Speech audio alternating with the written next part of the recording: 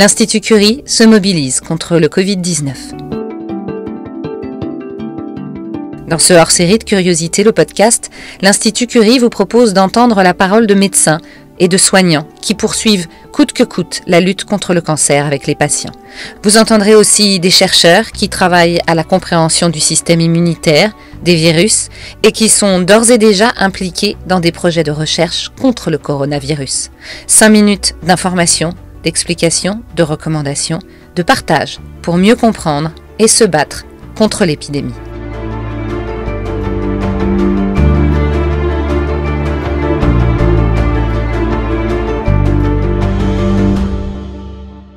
Je suis Stéphanie Witz, je suis infirmière hygiéniste sur le site de Paris à l'Institut Curie. Je suis Virginie Lacombe, infirmière hygiéniste à l'Institut Curie, site de Saint-Cloud. Bonjour mesdames. Bonjour. Bonjour. En tant qu'infirmière hygiéniste à l'Institut Curie évidemment, quel est votre rôle habituel? C'est quoi être infirmière hygiéniste?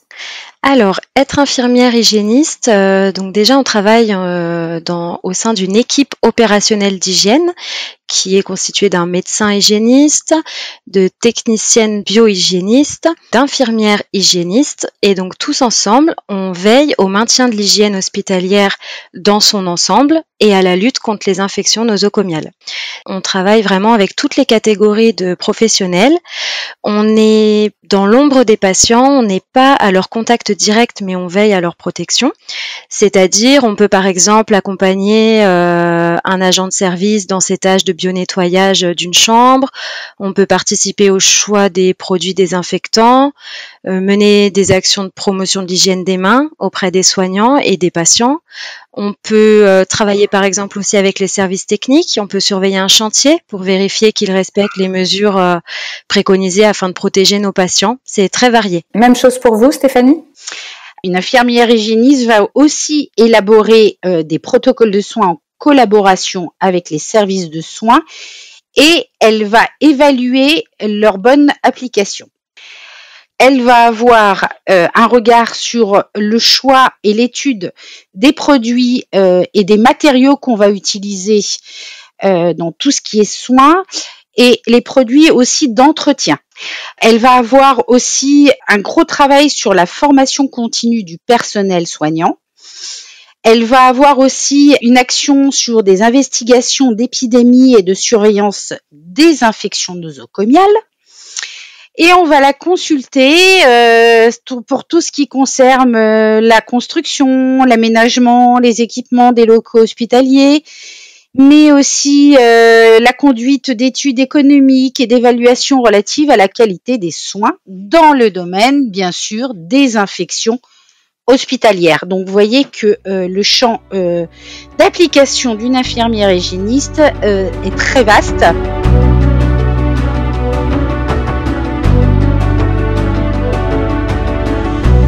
On a bien compris, votre spécialité, c'est quand même l'hygiène sur plein de points. C'est très important pour les patients, mais je suppose qu'en ce moment, ça l'est encore plus.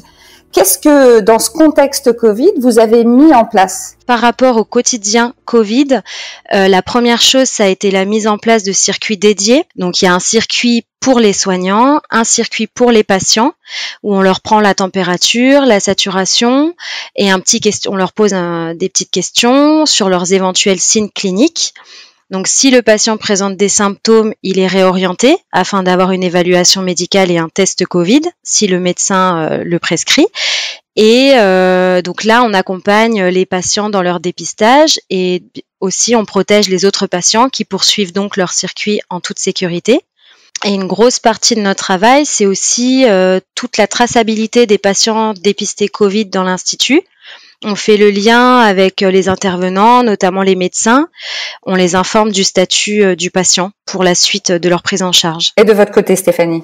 Je me suis plutôt centrée sur mon rôle de formatrice auprès des soignants qui allaient prendre en charge des patients qui étaient atteints de Covid, sur le port des équipements individuels, les précautions à prendre pour la phase de déshabillage qui est une phase importante, sur la phase des prélèvements nasopharyngés des patients à qui on suspecte ou suspectait d'être atteints de Covid.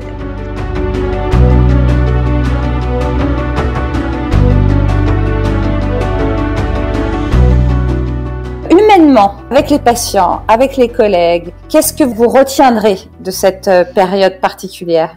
Tout d'abord, j'ai envie de parler des patients parce que moi, je suis donc par ce métier qui est nouveau pour moi. J'étais avant infirmière dans les soins, au contact des patients.